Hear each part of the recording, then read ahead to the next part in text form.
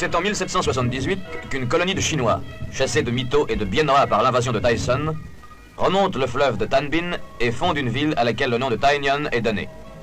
Cette cité ne tarde guère à devenir le centre commercial le plus important des 6 provinces de la Basse-Cochinchine. Les Annamites appellent cette ville Cholon, c'est-à-dire le grand marché.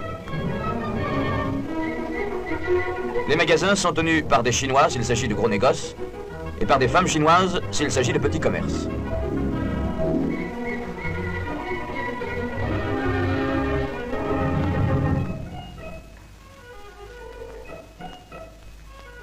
Parmi ces boutiques d'épiciers, de bains-blotteries, d'orfèvres, de restaurateurs, de pharmaciens, de tailleurs, celles des entrepreneurs de pompes funèbres et marchands de cercueils ne sont pas les moins coquettes et les moins élégantes.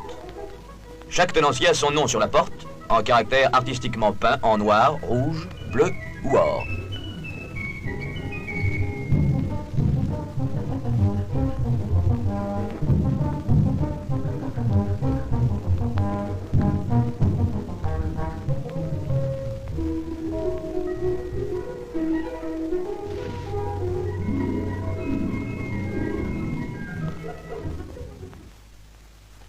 Les Chinois sont divisés en congrégations nombreuses.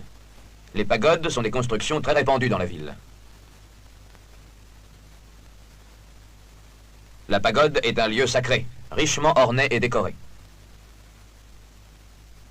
Les fresques, les statuettes sont parfois en or massif.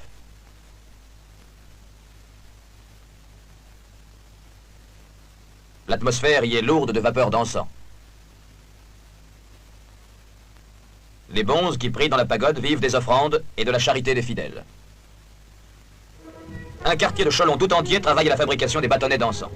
Ces bâtonnets, souvent appelés jostiques, sont confectionnés avec un mélange de résine parfumée et d'encens.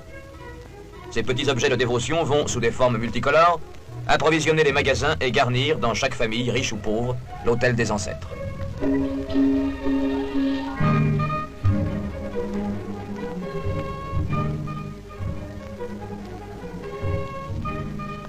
Une autre industrie particulière de la ville est celle des vermicelles, qui constituent l'élément solide des soupes chinoises.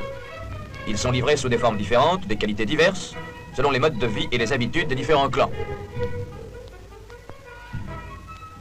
Le riz de la Cochinchine, drainé par le grand port de Saigon, est acheminé par voie fluviale vers les installations modernes de Cholon.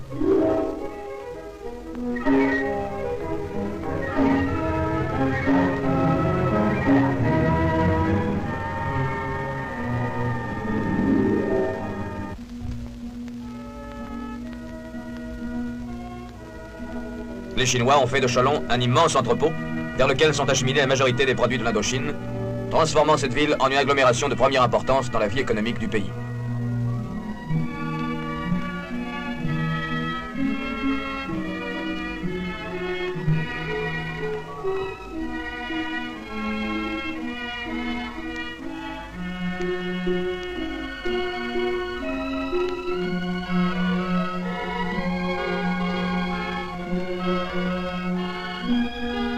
L'atmosphère de Cholon, en 1954, reste typiquement chinoise. On pense, on sacrifie aux divinités, on vit dans l'esprit chinois. Aujourd'hui, c'est une vaste agglomération de près d'1 million d'habitants, dotée de très belles installations. C'est le centre des grosses affaires commerciales, centre organisé pour attirer les visiteurs et collecter l'argent de toutes les façons. Centre de trafic aussi.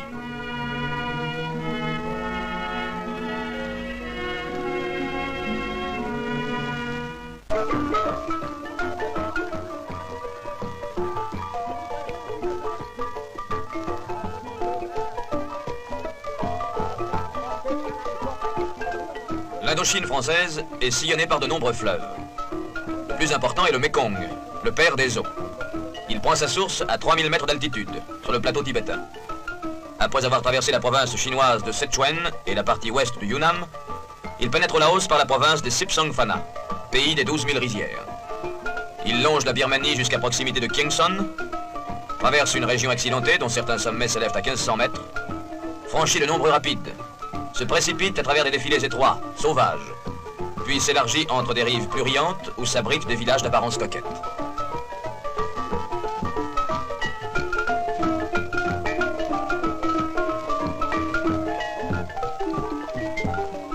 À 150 km de Luang Prabang, le piroguier découvre la caverne des génies, à proximité des falaises de Pakou.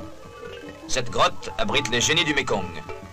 Afin de satisfaire les esprits des eaux, le piroguier s'arrête dans cette caverne et dépose une offrande pour calmer les mauvais esprits avant de poursuivre son voyage. De hautes murailles calcaires et granitiques contiennent le fleuve et conduisent jusqu'à Luang Prabang.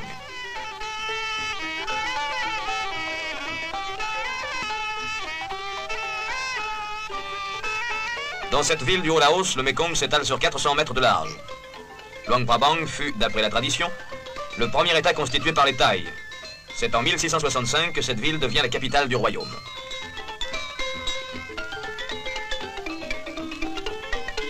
La ville est un centre d'échange de toute la haute région. La montagne demande des étoffes, des articles de bain-blotterie, des ustensiles, des jarres et des poteries.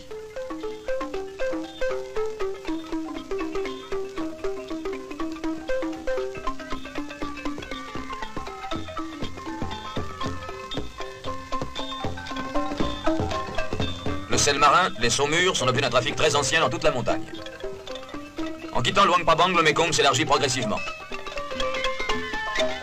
Les deux rives sont couvertes d'une jungle où circule une faune abondante. Gores, sangliers, cerfs, tigres, panthères, éléphants. Les bois durs sont exploités sur les berges. Le teck est l'arbre le plus recherché.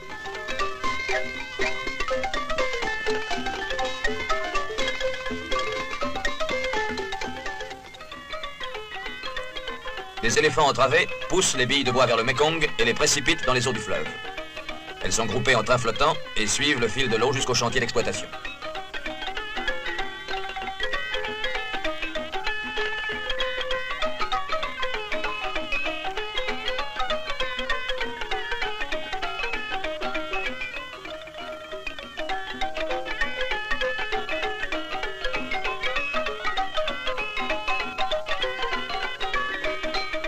La croyance aux innombrables esprits des airs, du sol et des eaux, les filles restent très vivantes dans l'esprit des Laotiens.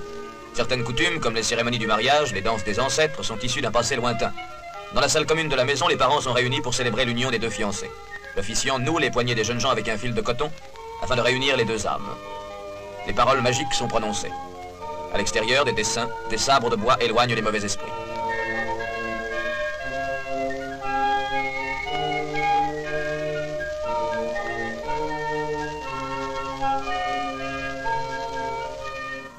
De terribles rapides rendent la navigation malaisée sur le fleuve. Ceux de Keng Luang et du Keng Sanyok rappellent le naufrage de la Grandière en 1910 dans un gouffre de 70 mètres de fond. En aval de Paklé, le fleuve s'étale davantage, ses rives s'abaissent. Puis, après avoir franchi le nouveau rapide, il entre dans la région de Safana et dans la vaste plaine de Vientiane. La partie montagneuse du cours du Mékong est terminée. De Vientiane à Savanaket, c'est le bief le plus navigable où le Mékong garde un aspect constant.